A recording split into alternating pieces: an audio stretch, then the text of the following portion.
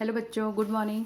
पिछली कक्षा में हमने पार्ट 2 बिलस्य वाणी न कदापि में श्रुत्वा पढ़ा था। ठीक है, इस पार्ट में आपको पता चल गया होगा। इस पार्ट में आपको समझ में आ गया कि किस तरह एक शगाल ने अपनी चतुराई से, अपनी होशियारी से अपनी जान बचाई थी। ठीक है, पार्ट आपने पढ़ा और इसके शब्दार्थ भी आपने कर लिए।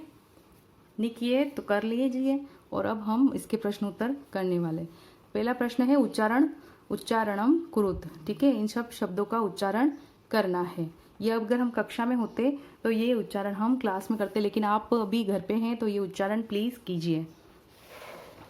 फिर उसके बाद दूसरा प्रश्न है एक पदेन उत्तरम लिखत। ठीक है, तो एक पदेन उत्तरम लिखत।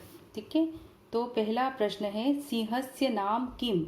एक ही शब्द में उत्तर देना है, तो उत्तर क्या होगा? खरन खरह। ठीक है, सिंहस्य नाम किम खरन खरह। दूसरा है गुहायाह स्वामी क आसीत। ठीक है, गुफा का स्वामी कौन था? तो इसका आंसर क्या हो गया? दधिपुच्छ श्रगालः। ठीक है, दूसरे का आंसर हो गया दधिपुच्छ श्रगालः। सिंह कस्मिन् समये गुहायाः समीपे आगतः। ठीक है, सिंह जो है वो किस समय गुफा के समीप पहुंचा था? वह पूरे दिन जब घूम रहा था तो किस समय वह गुफा के करीब पहुंचा था? तो इसका उत्तर है सूर्यास्त समये, सूर्यास्त के समय। ठीक है ना, सूर्यास्त समय इसका आंसर है। फिर है हस्तपादादिकाः क्रियाः केशाम न प्रवर्तन्ते। ठीक है ना, हाथ और पैर कब काम नहीं करते हैं? जब हमारा मन भय से डरा हुआ हो। भय संत्रस्त मन साम। ठीक है, इसका उत्तर क्या होगा? भय संत्रस्त मन साम। गुहा केन प्रतिध्वनिना। ठीक है ना, गुफा में से किसकी आवाज गूंजी? किसकी आवाज गूंजने लगी थी? सिंह की गर्जना की। ठीक है ना, तो उत्तर क्या होगा? सिंह गर्जनेन। क्या उत्तर होगा इसका? सिंह गर्जनेन।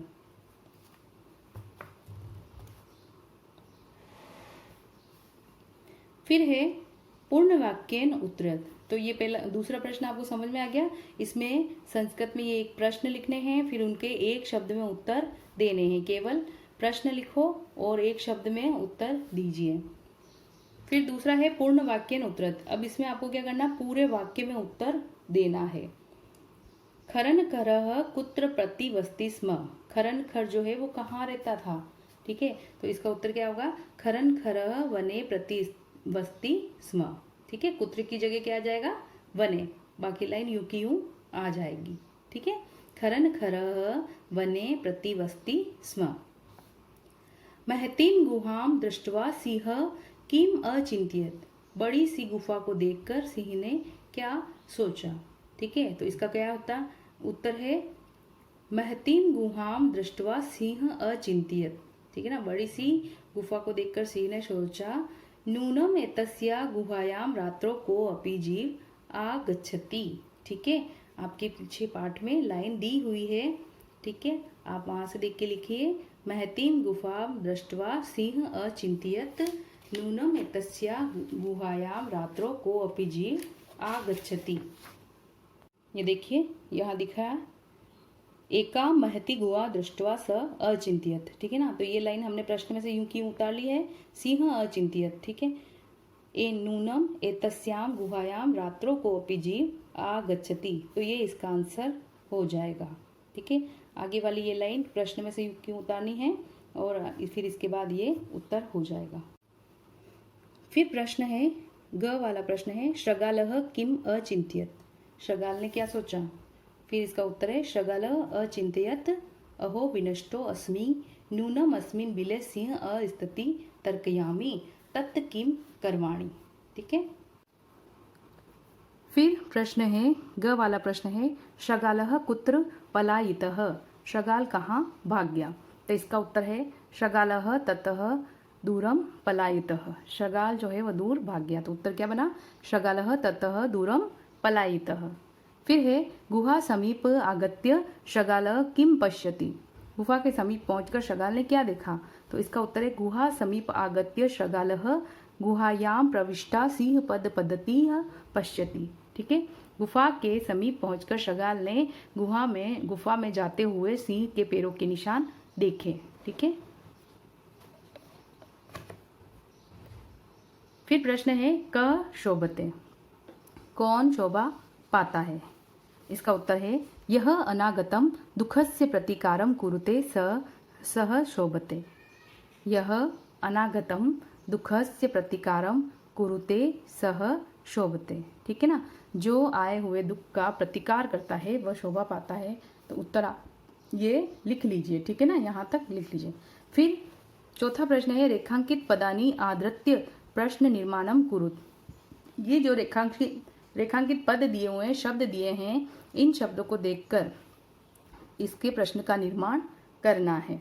तो पहला है प्रश्न, क्षुधार्तः सिंहः कुत्रापि आहाराम न प्राप्तवान। ठीक है, भूख से पीड़ित शेर को कहीं भी भोजन न मिला। तो इससे प्रश्न क्या मिला, किससे पीड़ित शेर को कहीं भोजन न मिला? तो इसका प्रश्न बनेगा कीदृशः। क्षुधार्थ की जगह क्या लग जाएगा, कीदृशः सिंहः कुत्रापि आहाराम न प्राप्तवान। ठीक है, कीदृशः सिंहः कुत्रापि आहारम न प्राप्तवान। ठीक है, फिर दूसरा प्रश्न है दधिपुच्छः नाम शगालः गुहायाः स्वामी आसीत्। तो इसका प्रश्न क्या बनेगा, किस नाम का शगाल गुफा का स्वामी था? तो यहाँ पर दधिपुच्छ की जगह क्या आ जाएगा, किम।